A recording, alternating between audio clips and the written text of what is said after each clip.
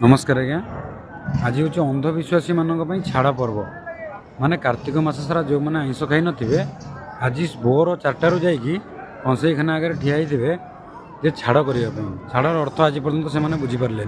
से छाड़ कौन पर शास्त्र में लिखा जाता। आ गोटे कथा रहा जदि आम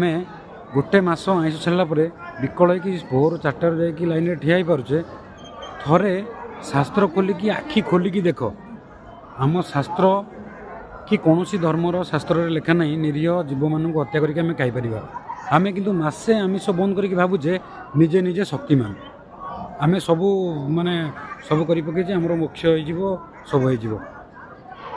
थरे थरे चिंता करूँ थरे आखि खोलतु गोटे मसर पुण्य कले दिन सका जा 4टा राति जा कंसईखाना ठिया ये कौन आम धर्म सतरे आम शास्त्र या कहूँ थोड़े खोलिकी देखूँ। धन्यवाद।